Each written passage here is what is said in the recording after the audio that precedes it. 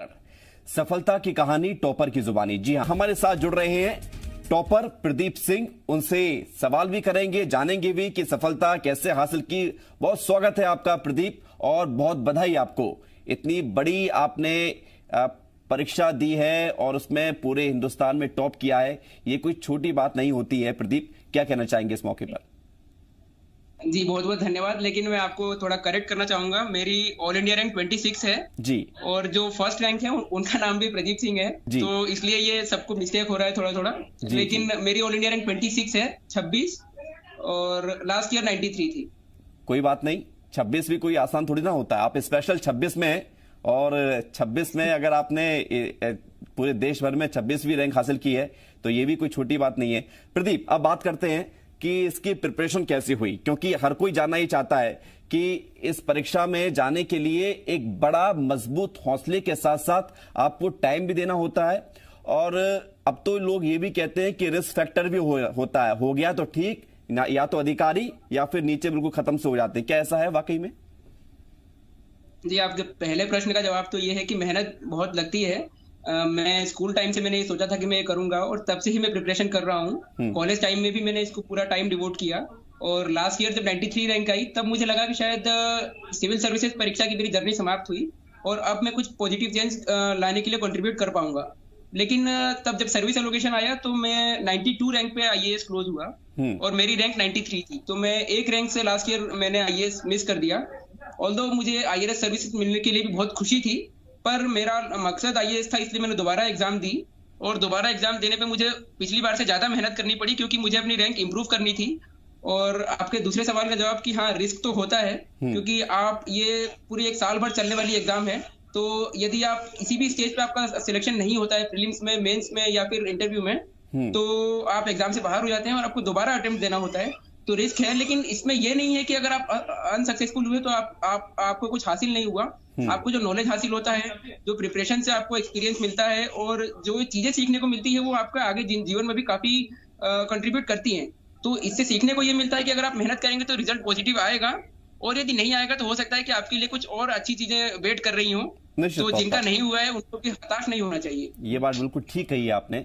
लेकिन प्रदीप जी, अब बात करते हैं तैयारी की। कितना वक्त लगा आपको? क्योंकि आप पहले भी तैयारी कर चुके हैं। 93 आपकी पिछली बार की रैंक थी, इस बार आपने 26 रैंक हासिल की है। लेकिन एक लंबा फासला आपने तय किया है। लगभग कितना समय लगता है? समय देखिए, मैं कोई ऐसा डेफिनेट नहीं है कि हाँ इतने टाइम में प्रिपरेशन हो जाएगी, कम या ज्यादा। कोई लोग कम में भी करते हैं, कोई ज्यादा में भी करते हैं। मेरा जहां तक सवाल है, तो मैं 8th या 9th क्लास से थोड़ा सीरियस होकर प्रिपरेशन कर रहा था। और कॉलेज टाइम में मेरे अपना कॉलेज टाइम में एकेडमिक्स और को करिकुलर एक्टिविटीज के अलावा जो भी टाइम था, वो पूरा लाइब्रेरी और घर पे इसी प्रिपरेशन को डिवोट किया।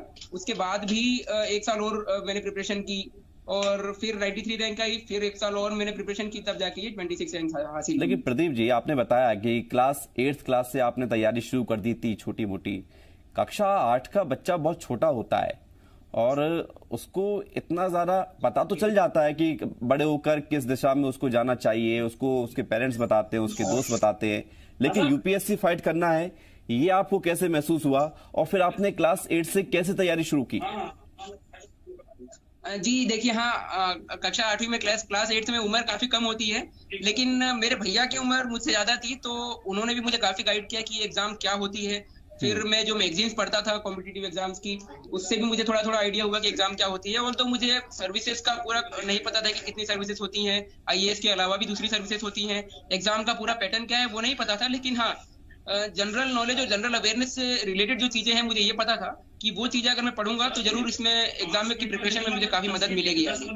जी। लेकिन प्रदीप जी, आपको पिछले बार 93वीं रैंक मिली थी, तो आपको आईएएस बनना था जैसा कि आपने कहा, और आपका एक मकसद शुरुआत से था। लेकिन अमूमन ये होता है कि इतनी बड़ी परीक्षा में 93वीं रैंक भी कोई छोटी सफलता नहीं होती है, बहुत बड़ी सफलता होती है। और सफलता तो इस परीक्षा को पास कर लेनी ही अपने आप में बड़ी सफलता है। तो कई ऐसे होते हो सकता है कि वो सोच ले चलो ठीक है, ये भी कुछ कम नहीं है, काफी है। तो आपको ये फिर से हौसला कैसे आया कि नहीं, एक बार फिर से प्रयास करते हैं? जी हाँ, 93 रैंक लाने का मुझे सबसे ज्यादा खुशी का क्षण तो 93 ही रहेगा जीवन भर। 26 से ज्यादा मुझे खुशी 93 की थी, इसमें कोई दो राय नहीं हो सकती। वो पल जो था, उस पल को मैंने ज्यादा एंजॉय किया आज से, क्योंकि तब मैं कुछ भी नहीं था। तब मैं जीरो से मुझे वो हासिल हुआ था, और आज तो मैं खैर इंडियन रेवेन्यू सर्विसेज में ऑफिसर हूँ, और उसके बाद ही सफलता हासिल हुई है। तो मुझे इसलिए जज्बा आया क्योंकि मेरा शुरुआत से मकसद ही रहा है इंडियन एडमिनिस्ट्रेटिव सर्विसेज में। ऐसा नहीं है कि आईएएस सबसे बढ़िया सर्विस है इसलिए, दूसरी सर्विसेज भी काफी अच्छी हैं। 24 services are there in UPSC civil services exam. तो हर सर्विस का अपना अलग अलग मायना है, हर सर्विस का अलग अलग कंट्रीब्यूशन है देश के डेवलपमेंट में। लेकिन मेरा मकसद आईएएस था, इसीलिए मुझे दोबारा और एग्जाम देने का जज्बा आया। और यदि मेरा सिलेक्शन नहीं भी होता और मैंने पूरी मेहनत की है, तो मुझे कभी इसका मलाल नहीं होता, और मैं जिस भी पोजीशन में होता उसमें पूरी अपनी मेहनत से सर्व करता। तो प्रदीप जी, जानना चाहेंगे अभी आप किस पोजीशन पर हैं और वर्तमान में कैसे आपने मैनेज किया अपनी जॉब को भी और इस पढ़ाई को भी? अभी मैं Indian revenue service income tax में हूँ as assistant commissioner of income tax under training. और मैंने एग्जाम सर्विसेज से लीव ली थी, ट्रेनिंग से लीव ली थी एग्जाम की प्रिपरेशन करने के लिए। और सर्विसेज ज्वाइन करने के पहले ही एग्जाम का कुछ चरण बीत चुके थे, और उसके बाद इंटरव्यू के पहले मैंने लीव लिया, और उसी में ये सफलता हासिल हुई है। बिल्कुल। अब बात आती है प्रदीप जी कि समाज में हम कई लोगों से मिलते हैं, हमारे आसपास भी कई तरह के लोग होते हैं, और जब भी हम कोई प्रिपरेशन करते हैं तो 4 लोग क्या कहेंगे ये हमारे दिमाग में रहता है। उन 4 लोगों ने आपको कभी परेशान किया है? कभी लगा कि हम जिस मंजिल की तरफ बढ़ रहे हैं वो 4 लोग बाधा बन रहे हैं? वो 4 लोग परेशान तो तब करेंगे जब आप उन्हें परेशान होने देंगे। कोई परेशान तभी करेगा जब आप उनके किसी कमेंट से या फिर किसी बात से आप विचलित होंगे। तो 4 लोग होते तो हम हमेशा है। जब मैं कुछ भी नहीं था तब भी लोग कुछ ना कुछ कहते थे, और जब मैं 93 आई और आईएएस नहीं मिला तब भी लोग कुछ ना कुछ कहते थे। तो मैंने उनकी बातों का कभी ध्यान नहीं दिया, और ऐसा नहीं था कि मैं अपनी 93 रैंक से या सर्विस से किसी भी तरह से दुखी था। मैं काफी सेटिस्फाइड था। बस मेरा ये मकसद था, इसलिए मैंने दोबारा एग्जाम दी थी। अदरवाइज मैं किसी की भी कही हुई बात का कोई ज्यादा अपने दिमाग पे वो नहीं लेता। बिल्कुल। एक बात और है प्रदीप जी, क्योंकि अब आपने इतनी बड़ी परीक्षा में इतनी अच्छी रैंक के साथ आप आईएएस ऑफिसर बनने जा रहे हैं, लेकिन एक मकसद होता है। कोई भी काम यदि हम अपने जीवन में करते हैं तो उसके पीछे एक मकसद होता है। तो हम जानना चाहेंगे कि आप इस आईएएस परीक्षा को सफल बनाकर आप किस मकसद को पूरा करना चाहते हैं? जी, मेरा एक्चुअली में यही मानना है कि आज जो सफलता मिली है वो एक्चुअल सफलता नहीं है। असली सफलता उस दिन मिलेगी जब मैं इस सफलता को यूज करके, इस सफलता को एक माध्यम के तौर पे यूज करके कुछ ना कुछ पॉजिटिव चेंज ला पाऊंगा। और थोड़ा सा भी अगर मैं पॉजिटिव चेंज ला पाया सोसाइटी में, तो मुझे लगता है ये सफलता सार्थक सिद्ध होगी। जी, निश्चित तौर पर बदलाव एक प्रकृति का नियम है, और बदलाव अगर सही दिशा में हो तो लोगों के लिए वो फायदेमंद भी साबित होता है। अच्छा प्रदीप जी, एक सवाल का और जवाब दीजिए कि जैसे हम तैयारी करते हैं, आपको चूंकि करोड़ों लाखों युवा देख रहे होंगे, और वो लोग जो तैयारी करते हैं सालों साल निकल जाते हैं लेकिन उन्हें सफलता नहीं मिल पाती है। कहाँ आप वो लूप पॉइंट महसूस कर पाते हैं कि कोई भी स्टूडेंट कहाँ फेल हो जाता है और उसे सफलता नहीं मिल पाती है? देखिए, फेल वर्ड यूज करना मेरे ख्याल से फेयर नहीं होगा, क्योंकि कोई फेल नहीं होता इस एग्जाम में। हाँ, अगले चरण में एग्जाम ना लिख पाने का उनको जरूर वो होता है कि अगर आप उसको क्लियर नहीं कर पाए तो अगला चरण आपको लिखने को, या अगले चरण में आपको अपीयर होने का मौका नहीं मिलेगा। फेल तो तब होता है जब आप मान लेते हैं कि हाँ, मैं इस एग्जाम में कभी सक्सीड नहीं कर सकता, या फिर ये एग्जाम मेरे लिए नहीं बनी है। आप प्रयास निरंतर जारी होने चाहिए, और जब तक आप प्रयास करते रहेंगे मेरे ख्याल से सफलता मिल ही जाएगी। और यदि नहीं भी मिली तो कुछ ना कुछ सीखने को मिलेगा। तो यदि सफलता मिलती है तो अच्छी बात है, और नहीं मिलती है तो भी किसी को निराश होने की जरूरत नहीं है। इससे सीखें और उसको अपने जीवन में जरूर उतारने की कोशिश करें। बिल्कुल। और प्रदीप जी, हम आपसे अभी कुछ मिनट से लगातार बात कर रहे हैं। आपका पॉजिटिव एटीट्यूड ये बता रहा है कि आप कितने सकारात्मक सोच के साथ इस परीक्षा में शामिल हुए, और उसका ही परिणाम है कि आपने इतनी अच्छी रैंक हासिल की, मध्य प्रदेश का नाम रोशन किया।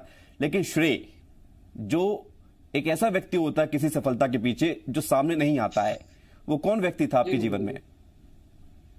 वो कोई एक व्यक्ति नहीं था। मेरे दादाजी का आशीर्वाद, पिताजी की मेहनत, माताजी का जो स्नेह होता है, और भैया की जो गाइडेंस है, उन सब ने इसमें काफी अच्छा रोल प्ले किया है।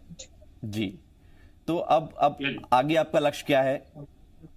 2 मिनट, ये एक 2 मिनट सर। बिल्कुल। आगे मेरा यही लक्ष्य है कि जैसे मैंने आपको पहले बताया कि इस सर्विसेज जो मुझे मिलेगी इसके बाद, उस सर्विस का यूज करके, उस पोस्ट का यूज करके, रिस्पॉन्सिबिलिटी का यूज करके, उसको एज ए मीडियम यूज करके मैं लोगों के लिए कुछ ना कुछ चेंज ला सकूं। तो मुझे लगता है तभी ये सफलता सही सिद्ध होगी, अदरवाइज इस सफलता का भी कोई अर्थ नहीं है। बिल्कुल प्रदीप जी, हम थोड़ा सा बात आपसे और करना चाहेंगे, थोड़ी सी और ज्यादा बातें करना इसलिए चाहेंगे क्योंकि आपके जरिए करोड़ों लाखों युवा आपको देख रहे हैं, और चूंकि सफल कोई होता है तो उसके पीछे की कहानी इसलिए भी जाननी जरूरी है ताकि लोग भी उसका अनुसरण कर सकें। तो निश्चित तौर पर प्रदीप जी और कुछ शेयर कर सकते हैं तो बताइए कि कक्षा 8वीं से आपने जब शुरुआत की तो उसके बाद 10th 12th उसके बाद फिर आपने किस स्ट्रीम में अपनी ग्रेजुएशन पूरी की और कैसे फिर आगे बढ़े? मैंने बीकॉम से ग्रेजुएशन की और मैं एक यही एडवाइस देना चाहूंगा फ्यूचर को कि कभी हार मत माने और कभी ये मत सोचो आएगा, आप मेहनत करते चलिए, रिजल्ट अपने आप मिलेगा आपको। बिल्कुल। और कितने घंटे पढ़ाई आपने जारी रखी?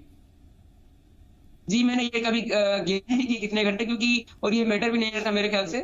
बस आप इतने अच्छे से पढ़ते हैं वो ज्यादा मैटर करता है। अगर आप कम घंटे में भी अच्छे से पढ़ाई करते हैं, प्रोडक्टिव पढ़ाई करते हैं तो वो ज्यादा अच्छी बात है मेरे ख्याल से। अच्छा प्रदीप जी, अभी कोरोना में शायद इंटरव्यू नहीं हुआ था, यदि मैं गलत नहीं हूं तो? जी एक्चुअली मेरा इंटरव्यू 20 मार्च को था, 20 मार्च को। उसके बाद से ही आगे इंटरव्यू सारे पोस्ट थे और वो इंटरव्यू अभी जुलाई के लास्ट में कंडक्ट हुए और उसका रिजल्ट भी आया है। तो कोरोना के कारण पोस्टपोन हुए थे कुछ इंटरव्यूज। तो प्रदीप जी, आपसे इंटरव्यू में कौन सा सवाल पूछा गया था? क्योंकि कई ऐसे हम लोग देखते रहते हैं वेबसाइट के माध्यम से, कई ऐसे टेक्निकल क्वेश्चंस पूछे जाते हैं, ऐसे सवाल पूछे जाते हैं जिनके जवाब तो आसान होते हैं लेकिन सोचना मजबूर कर देता है कि आखिर इसके पीछे क्या वजह होगी। तो कोई ऐसा सवाल जो आपसे पूछा गया हो? इंटरव्यू में काफी तरह के सवाल पूछे गए थे मेरे कॉमर्स बैकग्राउंड से, कोरोना का वर्ल्ड इकोनॉमी पे, इंडियन इकोनॉमी पे इम्पैक्ट, कोरोना में गवर्नमेंट ने जो मेजर्स लिए हैं वो कितने और कौन से मेजर्स लेने चाहिए। इंडियन रेवेन्यू सर्विस काफी इंटरेस्टिंग सवाल थे। मेरा 25 साल का पैनल था तो उन्होंने काफी इंडियन रेवेन्यू सर्विसेज से रिलेटेड मुझे क्वेश्चन पूछे, काफी ट्रिकी क्वेश्चन भी पूछे जिनका मैंने मेरे ख्याल से सही जवाब दिया और धैर्यपूर्वक जवाब दिया, जिसका मुझे लगता है कि पॉजिटिव इम्पैक्ट होगा इंटरव्यू पे। बिल्कुल। एक आखिरी सवाल प्रदीप आपसे, और जानना चाहेंगे आपसे कि आप उन लोगों को क्या टिप्स देंगे जो यूपीएससी एग्जाम को प्रिपेयर करने की कोशिश कर रहे हैं, उसमें सफल होना चाहते हैं, आखिर वो ऐसा क्या करें? क्या वो गुरु मंत्र है आपके द्वारा समझना चाहेंगे? गुरु मंत्र तो मेरी उम्र कम है गुरु मंत्र के लिए, लेकिन गुरु मंत्र यही होगा अगर कुछ है कि अरे आप करते हैं किसी चीज की और करते हैं, इन्हीं के बीच में क्या होता है वो होता है।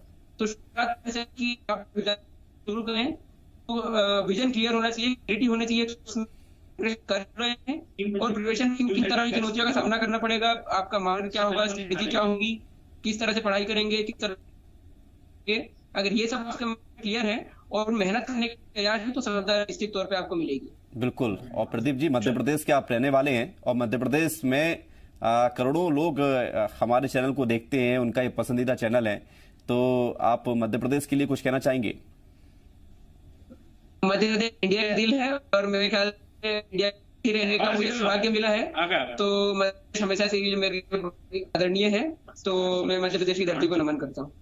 बहुत शुक्रिया आपका, बहुत धन्यवाद आपका हमारे साथ जुड़ने के लिए।